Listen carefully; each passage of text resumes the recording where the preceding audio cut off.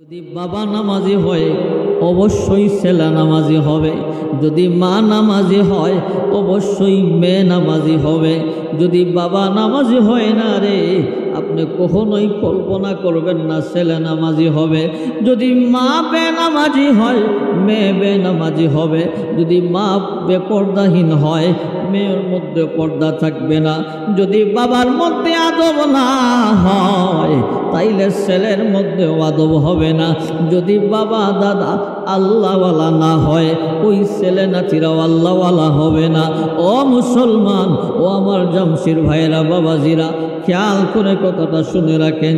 যদি আমি জান্নাতি হতে চাই, আমি যদি জান্নাতি ছেলের বাবা হতে চাই, আমি যদি জান্নাতি মেয়ের মা হতে চাই, সর্বপ্রথম আমার আমল ঠিক করতে হবে, আমার আমলি জীবন গঠন করতে হবে। আমি নামাজ ধরতে হবে, পর্দায় থাকতে হবে, আল্লাহর হুকুম মানতে হবে, হালাল কামাই করতে হবে, হালাল খাইতে হবে, হালাল পথে চলতে হবে। আমার আদব, আমার আখলাক, আমার চলনে বলনে শরীয়তের সকল হুকুমগুলা মানতে হবে। যখন মেনে মেনে চলব রে, আমার পিছনে আমার ছেলে দেখে দেখে ওইভাবে চলবে। মা যেমনে চলবে মেয়ে ঠিক ওইভাবে চলবে, কোনো সন্দেহ নাই। মদিনারি পথ। হে আমার ইমানদার গণ, তোমরা ইসলামের মধ্যে পরিপূর্ণভাবে প্রবেশ করো। সুবহানাল্লাহ পড়ি। এই আয়াতের মধ্যে আল্লাহ সুবহানাহু ওয়া তাআলা দুটি বিষয় স্পষ্ট করেছেন। ইয়া আইয়ুহাল্লাযীনা আমানু, প্রথম হলো ঈমানওয়ালা, ফিস সিলমি কাফা, ইসলাম। অর্থাৎ একটা হচ্ছে ঈমান, একটা হচ্ছে ইসলাম। যারা ঈমান আনয়ন করবে, যারা ঈমানদার হবে, তারা যেন পরিপূর্ণভাবে ইসলাম মানে। সুবহানাল্লাহ পড়ি। এখন ঈমান কি আর ইসলাম কি? ঈমান হলো ভিতরের বিষয়, ইসলাম হলো বাহিরের বিষয়। ঈমান ছাড়া ইসলামের কোনো অস্তিত্ব নাই। যদি সহজ করে বলি, আমরা সকলেই ছোট্টবেলা পড়েছিলাম ঈমানে মুজমাল, ঈমানে মুফাসসাল পড়ি নাই? আমানতু বিল্লাহি ওয়া মালাইকাতিহি ওয়া কুতুবিহি ওয়া রুসুলিহি ওয়াল ইয়াউমিল আখির ওয়াল কদরি খাইরিহি ওয়া শাররিহি মিনাল্লাহি তাআলা ওয়াল বা'সি বা'দাল মাউত।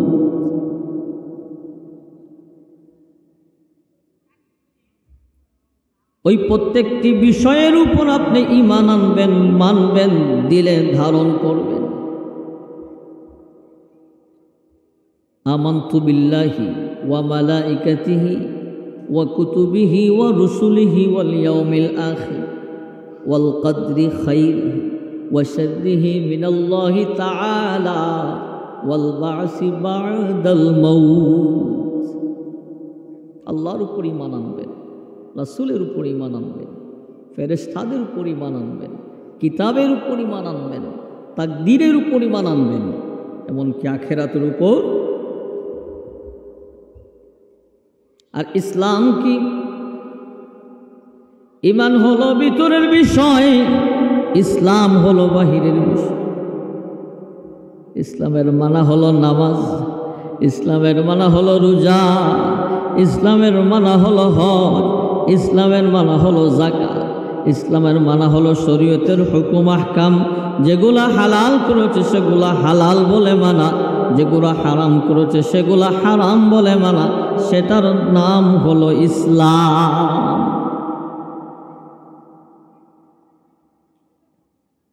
এখন যদি আমি ঈমান আনলাম, ঈমান আনার পরে পরিপূর্ণভাবে ইসলাম আনয়ন করতে না পারি, পরিপূর্ণভাবে ইসলামের রুকনগুলা মানতে না পারি, ওই ঈমান দিয়ে কি কাজ হবে? হবে না।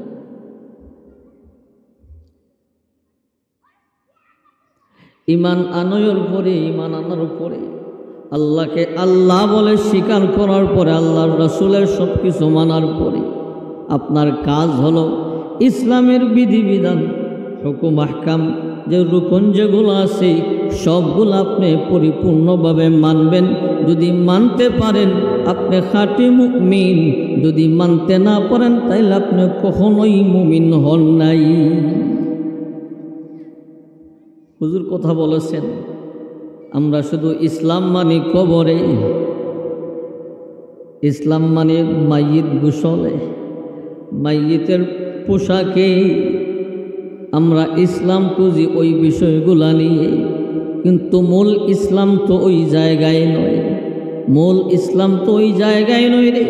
মুসলমানের মুসলমানিত্ব হলো আল্লাহর ফরজিয়াত, যেগুলা হুকুম আছে ওই হুকুমগুলা পালনের মাধ্যমে মুসলমানের মুসলমানিত্ব প্রকাশ পায়। আচ্ছা বলুন তো, আজকে আমরা জান্নাতের মাজলিসে আসলাম, আমার ভাইয়েরা সাজালেন, যদি আপনারা জীবনে কোনোদিন ওই জান্নাতের বাগান তৈরি না করেন, মাহফিলখানা না সাজান, আল্লাহর কি কাঠ গলায় দাঁড়াতে হবে? হবে না। যদি জীবনে কোনোদিন এরকম আয়োজন না করেন, আল্লাহর কাঠ গলায় দাঁড় হওয়া লাগবে না। কিন্তু যদি এক ওয়াক্ত নামাজ আপনি ছাড়েন, বাজান খেয়াল করে কথা শোনেন, লক্ষ লক্ষ টাকা ব্যয় করে জান্নাতের বাগান সাজাইলেন, এত কষ্ট করে সময় দিলেন, সব কিছু ব্যয় করলেন, কিন্তু না করলে জবাবদিহিতা নাই, করেছেন ভালো, কিন্তু যদি এক ওয়াক্ত নামাজ ছাড়েন, আল্লাহর একটি ফরজিয়াত হুকুম আপনি অমান্য করেন, খোদার কসম আল্লাহর কাঠ গলায় আপনি দাঁড়াতে হবে।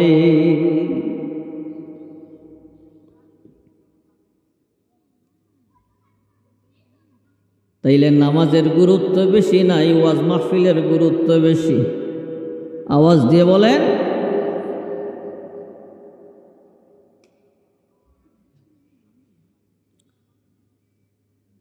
আল্লাহ রাব্বুল আলামিন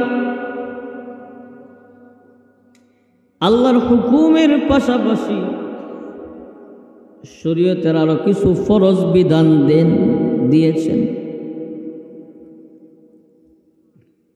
এর মধ্যে একটি বিধান হল আমাদের পরিবার গঠন করতে, আমাদের সমাজ গঠন করতে, আমাদের ব্যবস্থাপনা পরিচালনা করতে আল্লাহর হুকুমগুলা পরিপূর্ণভাবে মানা। যদি সমাজ পরিচালনার ক্ষেত্রে কোথাও অন্যায় কাজ হয়, শরীয়তের হুকুম অমান্য হয়, যদি কোথাও কোনো দিন আল্লাহর আইনগুলা অমান্য করা হয়, আল্লাহ রাব্বুল আলামিন এই এলাকার মুরব্বী যারা আছেন, রক্ষক যারা আছেন, যারা পরিচালনা করেন, এদের উপর আল্লাহ দায়িত্ব দিয়ে দেন। ওই সময় ওই মুহূর্তে আপনার নামাজ পড়া যেমন ফরজ বাধ্যতামূলক, আপনার অন্যায়ের প্রতিবাদ করা, ওই হারাম কাজ থেকে ফিরিয়ে আনা, আপনার ছেলে, আপনার মেয়ে, আপনার নাতি, আপনার নাতনিকে ফিরিয়ে আনা আপনার উপর আল্লাহ ফরজ করেছেন। সুবহানাল্লাহ। লক্ষ লক্ষ টাকার মাহফিল আপনি করলেন, কোনো জবাবদিহিতা লাগবে না না করলে। যদি আপনার আদরের সন্তান, আপনার মেয়ে একটি বার বেপরদায় চলে, ওই একবার বেপরদায় চলার কারণে আপনার ওই বিষয়ের জবাব দিতে হবে। তাইলে বলুন তো, এই মাহফিলের গুরুত্ব বেশি না আপনার পরিবার পরিজনদের শরীয়তের হুকুমের আনার গুরুত্ব বেশি?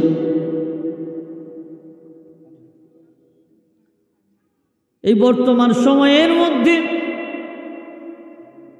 আমরা নফল নিয়ে ব্যস্ত, কিন্তু ফরজের কোনো বালাই নাই। আজকে আমি ফরজ কত লঙ্ঘন করি, আমার ছেলে আমার মেয়ে কত ফরজ লঙ্ঘন করে, আল্লাহর হুকুম পালন করে না, আল্লাহর বিধানের সরাসরি বিরোধিতা করে, নামাজের মধ্যে কোনো আগ্রহী নাই, পর্দার মধ্যে কোনো বালাই নাই, চলাফেরার মধ্যে শালীনতা নাই, ওইগুলো আজকে আমরা একদমই নজর দেই না। ও মুসলমান, আজকের এই মাহফিল সফল হবে তখন যখন মাহফিল থেকে কিছু আপনি নিয়ে যাইতে পারবেন, কিছু জানতে পারবেন, কিছু নিজের জীবনের পাথে হিসাবে সংগ্রহ করতে পারবেন, তখন সফল হবে, নাইলে এই মাহফিল বিফল।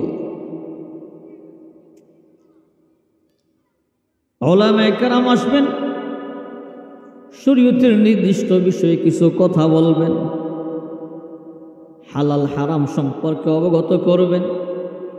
যদি আমরা ওই কথাগুলো শুনে আমার পরিবার গঠন করতে পারি, আমার সমাজ গঠন করতে পারি, আজকের মাহফিল সফল। ও মুসলমান, আমি আগেই বলেছিলাম আমার কথাগুলা বর্তমান প্রেক্ষাপটের অনুযায়ী হবে, যেহেতু আপনাদের পরিচিত মানুষ, পরিচিত মুখ, প্রত্যেকেই একসময় এখনও আমার পরিবারের সদস্যর মতো এখনও আছেন। এজন্য আমি কখনোই চাই না রে আমার পরিবারের কোনো মানুষ জাহান্নামী হোক। আমি কখনোই চাই না রে আমার পরিবারের কোনো মেয়ের কারণে মা বাবা জাহান্নামী হোক। আমি কখনোই চাই না রে আমার ছেলের কারণে আমার মা বাবারা জাহান্নামী হোক। আমরা আজকে যত সময় যায় অশান্তি আমাদের বাড়ে না কমে? বাড়ে। পারিবারিক জীবন থেকে রাষ্ট্র পর্যন্ত অশান্তি দিন দিন বাড়ে। শান্তি কোন পথে আমরা পাব? ও মুসলমান, ও ভাই বাবাজিরা, খেয়াল করে শুনেন, যত সময় যাবে রে অশান্তি বাড়বে, সামনে বাড়বো রে আমরা ক্ষতির দিকে আগাইব। আল্লাহ কোরআনে বলেছেন, ওয়াল আসর ইন্নাল ইনসানা লাফি খুসর। যত সময় বাড়বে রে মুমিন মুসলমানরা যারা আছেন তারা ক্ষতির দিকে আগাইবে। ইল্লাল্লাযীনা, একগুলো ছাড়া, আমানু ওয়া আমিলুস সালিহাত ওয়া তাওয়াসাউ বিল হক ওয়া তাওয়াসাউ বিস সাবর। ওই মানুষগুলা ছাড়া যারা ঈমানওয়ালা, যারা আমলে সালেহ, যারা সত্য পথে আহ্বান করে, সদা সর্বদা আল্লাহর উপর ধৈর্য ধারণ করে ভরসা করে, তারা ছাড়া রে যত মানুষরা জমিনে আছে সব মানুষরা যত সামনে বাড়ায় তত ক্ষতির দিকে আগায়। যত সময় যায় আমরা ক্ষতির দিকে আগাচ্ছি এখন।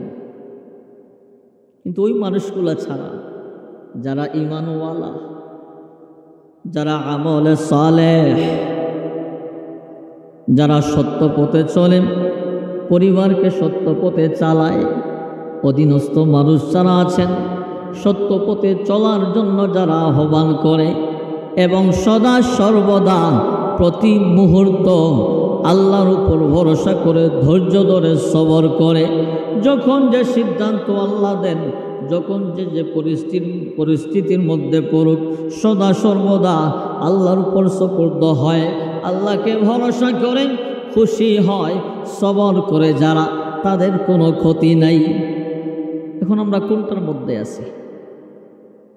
আমাদের ঈমান কতটুকু আছে? আমল বা কতটুকু আছে? নিজের সৎ পথে কতটুকু চলি? আমার পরিবারকে কতটুকু চালাই? আমি কতটুকু ধৈর্য ধারণ করি? একটু বুকে হাত দিয়ে বলেন আমি কোন কাজটা সঠিকভাবে করি?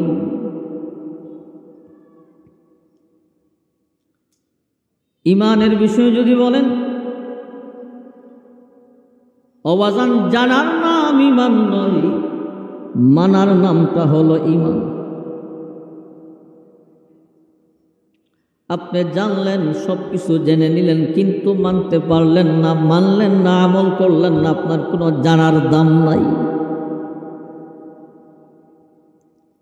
আজকে আমরা জানলাম এই লক্ষ লক্ষ টাকার মাহফিল করার চেয়ে এক ওয়াক্ত নামাজের দাম বেশি। আওয়াজ দিয়ে বলেন, এই লক্ষ লক্ষ টাকার মাহফিল করার চেয়ে এক ওয়াক্ত নামাজের দাম বেশি। আচ্ছা বলুন তো, এই মাগরিবের নামাজ আপনাকে সবাই পড়লাম, অনেক মানুষ বাজারে ঘুরে, অনেক মানুষ বাড়িতে বসে আছে। আফসোস হয় আমরা সব বুঝি, কিন্তু মূলটা আমরা বুঝি না।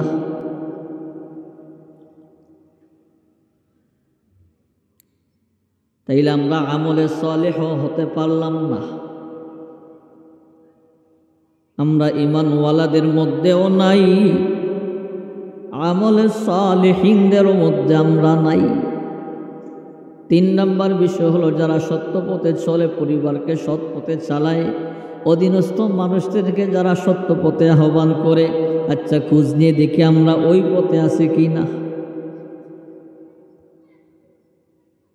যত সময় যায় দুনিয়া দুনিয়া করে আমরা পাগল পারা হয়ে যাই। সামান্য দুনিয়ার লোভ যদি সামনে আসে, সামান্য দুনিয়ার সুবিধা যদি সামনে পাই, আমরা সত্য পথকে, সত্যতাকে পকেটে ঢুকিয়ে দেই।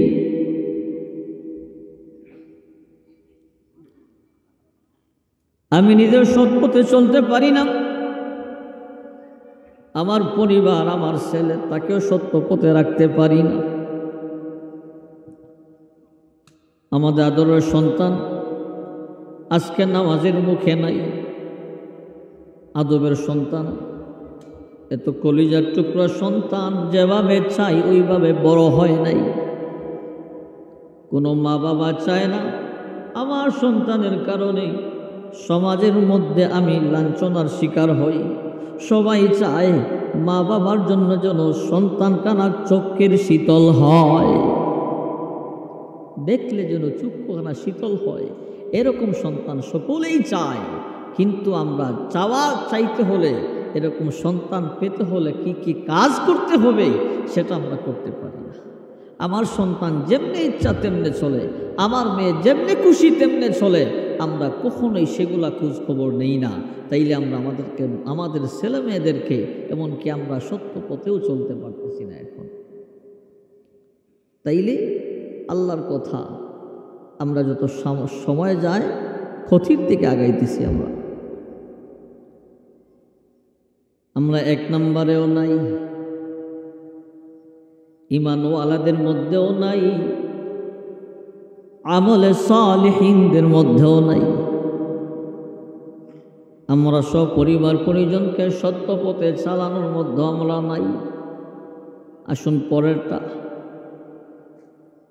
ওয়াতাওয়াসাউ বিস-সাবর। আমরা সদা সর্বদা কি ধৈর্য ধারণ করতে পারি, সেদিকেও আমরা দুর্বল। আমরা আল্লাহর উপর ভরসা করতে পারি না।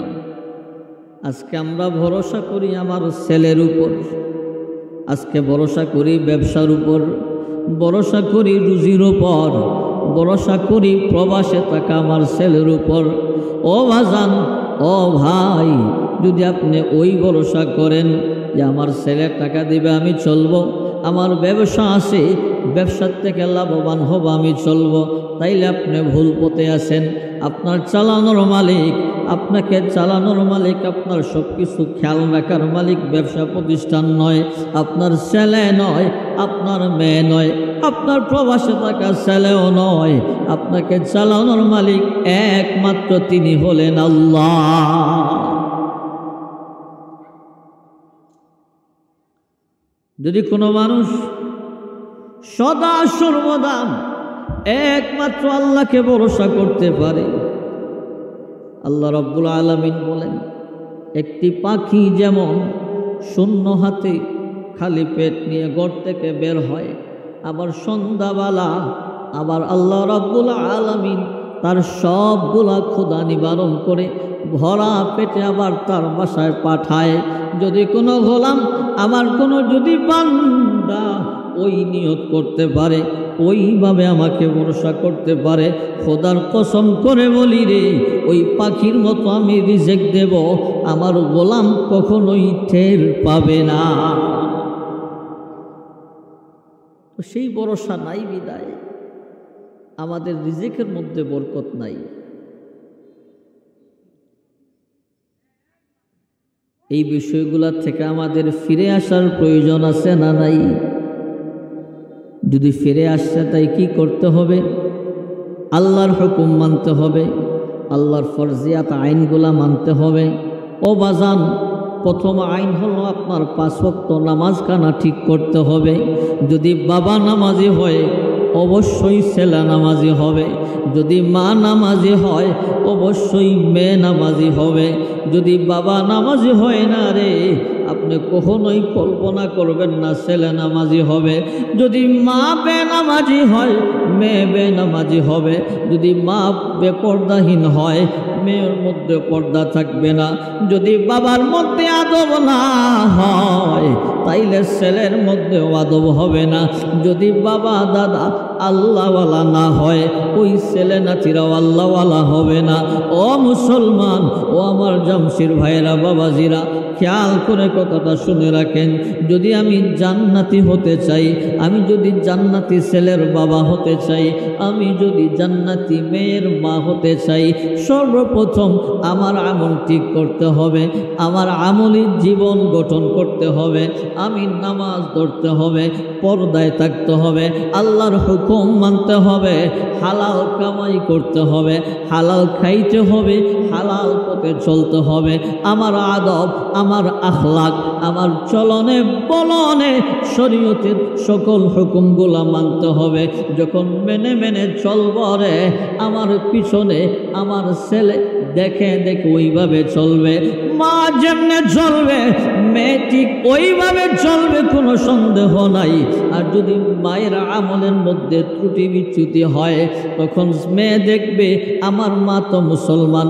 বাবার যদি আমলের মধ্যে ত্রুটি বিচ্যুতি হয় বা ছেলে দেখবে বাবা তো মুসলমান। ছোট্ট সোনামণি মুসলমানের অস্তিত্ব কি জানে না, ইসলামের হুকুম কি জানে না, ইসলামের আইন কি জানে না। তার আপন মা, জীবনের সবচেয়ে আপনজন হলেন মেয়ের জন্য মা, ছেলের জন্য হলেন বাবা। বাবা যে পথে চলবে, যে আমল করবে, মা যে পথে চলবে, যে আমল করবে, ওনার ছেলে মনে করবে আমি মুসলমান, আমার কাজটাই হলো মনে হয় ওঠাই। আমার মা যে পথে চলে আমি ওই পথে চলা, ওটাই আমার সংস্কৃতি, ওটাই আমার ইসলাম, ওটাই আমার দিন। কিন্তু আসলে তো ওইগুলা দিন না। যদি আপনি বেদিনী চলা চলেন, আপনার আদনের সন্তান ওই বেদিনী চলাকে দিন মনে করবে। যদি আপনি হারাম পথে চলেন, আপনার সন্তান ওই হারাম পথকে দিন মনে করবে। কাজেই বাবা যদি হারাম পথে চলে, ওই হারাম পথে চলার কারণে ওই ছেলের মনের মধ্যে হারামের একটি আকর্ষণ আসবে, সে সঠিক চিনবে না, হালাল চিনবে না। মা যদি হারাম পথে চলেন, মেয়ের মনের মধ্যে হারাম এক আকর্ষণ আসবে, ওই মেয়েকানা সহজভাবে হালাল চিনবে না। কাজেই যদি আমরা সব দিক দিয়ে পরিপাটি থাকতে চাই, জান্নাতি হতে চাই, জান্নাতি পরিবার গঠন করতে চাই, জান্নাতি ছেলেমেয়ের মা বাবা হতে চাই, প্রথমেই আমি বাবা শুধরাতে হবে, আমি মা ঠিক হওয়া লাগবে। আমার আমলি জীবন, আমার পারিবারিক জীবন, আমার রাষ্ট্রীয় জীবন, আমার ব্যবসায়িক জীবন, আমার হালাল উপার্জনের পন্থাগুলা যদি পরিশুদ্ধ হয় রে গোলাম, খোদার কসম করে বলি রে, একটি লোকমা বেকার হবে না। যদি কোনো মা বাবা হালাল কামাই করে, হালাল পথে চলে, হালাল পন্থায় অবলম্বন করে, আল্লাহর হুকুম পালন করে, একটি ছেলেকে বড় করে লালন করে বড় করে, খোদার কসম করে বলি রে, যদিও ছেলেখানা আলেম যদি হতে পারে নাই, কিন্তু মা বাবার আদর্শে আদর্শিত হওয়ার কারণে কাল কঠিন কিয়ামতের দিন ওই ছেলেকে আলিম বানিয়ে আল্লাহ মর্যাদা দিবে। ইসলাম বড় সহজ। একজন মানুষ সামান্য আমল করবে, তার আলিম হওয়া লাগবে না, আলেমের মর্যাদা পাবে। যদি কোনো যুবক হালালকে হালাল মনে করে, হারামকে হারাম মনে করে, শরীয়তের হুকুম পালন করে মা বাবার বাধ্য হয়ে যায়। কাল কিয়ামতের দিন কঠিন সময় আল্লাহ রাব্বুল আলামিন একজন আলেমকে যে পরিমাণ মর্যাদা দান করবেন, ওই আল্লাহওয়ালা যুবককে আল্লাহ সমানভাবে মর্যাদা দিবে। তাহলে আমার আলোচনার মূল বিষয় হলো এটাই, আমরা ভালো তো সব ভালো, আমাদের আমল সুন্দর হলে আমার পরিবারের আমল সুন্দর হবে। আর আমার যদি আমল সুন্দর না হয়, কখনোই আশা করবেন না যে আপনার ছেলেমেয়ের আমল সুন্দর হবে। কাজেই আমি বিষয়গুলো এলোমেলোভাবে বললাম, আপনারা সবাই আমার আপনজন। এখানে যারা বসা আছে সকলকেই আমি চিনি। এই জন্যই সকলের কাছে বিনীত অনুরোধ, আমরা আমলি জীবন গঠন করি, অন্তত পক্ষে 5 ওয়াক্ত নামাজখানা সঠিকভাবে আদায় করি। দেখবেন বাজান, আপনার ছেলেও নামাজি হবে। আর নামাজি হলে নামাজের মধ্যে এমন কিছু পাওয়ার আছে, এমন কিছু শক্তি আছে যে মানুষ নামাজি হয়ে যায়। ওই মানুষ ওই নামাজি হওয়ার কারণে অন্যান্য হাজারো হাজারো হারাম কাজ থেকে আল্লাহ তাকে হেফাজত করে নেয়। নামাজ খারাপ এবং অশ্লীলতাকে দূর করে। সুবহানাল্লাহ। সময় কম, আজানের সময় হয়ে গেছে। আমি সকলের কাছে বিনীত অনুরোধ করব, মাহফিল সফল হবে তখন যদি আমাদের আমলি জীবনখানা গঠন হয়। আজকে আমরা ওয়াদাবদ্ধ হব, জীবনে যা করেছি ভুল করেছি, অনেক নামাজ ছাড়লাম, হারাম পথে চললাম। আল্লাহ তো মেহেরবান, আল্লাহ বলেছেন উদউনি আস্তাজিব লাকুম, বান্দারে একটিবার আমার দরবারে হাত বাড়া, আমি সঙ্গে সঙ্গে তোর হাতখানা কবুল করে নেব। আমরা যদি একবার আল্লাহর দরবারে তওবা করি, আল্লাহ মাফ করে দেবে। তবে তওবাটা হওয়া লাগবে খালেস তওবা। জীবনে যা করলাম ভুল করলাম, সামনে যেন আর ভুল না হয়। যা নামাজ ছাড়লাম ছেড়ে দিলাম, সামনে যেন এক ওয়াক্ত নামাজ না ছাড়ি। বেপরদায় চললাম, সামনে যেন আর জীবনে কোনোদিন বেপরদায় না চলে। হারাম ব্যবসা করলাম, হারাম খাইলাম, সুদের সাথে সম্পর্ক ছিল, অনেক কিছু আমরা জানি কিন্তু মানতে পারি না। আজকে ওয়াদা করি, আজকে তওবা করি, খোদার কসম করে বলি, তওবা করতে দেরি হবে, আসমানের মালিক কবুল করতে দেরি করবে না। তওবা করলে সঙ্গে সঙ্গে কবুল। কিন্তু কোন তওবা কবুল হয়? যে এমন তওবা করবেন যাতে আগামীতে আমার আমলি জীবনের জন্য এমন গুনাহ না হয়, নামাজ যেন না ছাড়ি, হারাম পথে যেন না চলি, বেপরদায় যেন না চলি, হারাম কামাই যেন না করি। যদি এরকম তওবা করতে পারি, এখান থেকে ওঠার আগে আগে আল্লাহ রাব্বুল আলামিন আপনার জীবনের সব গুনাহকে মাফ করে দেবেন।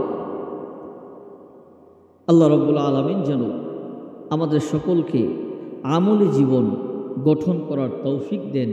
উচ্চ আওয়াজে বলি আমিন।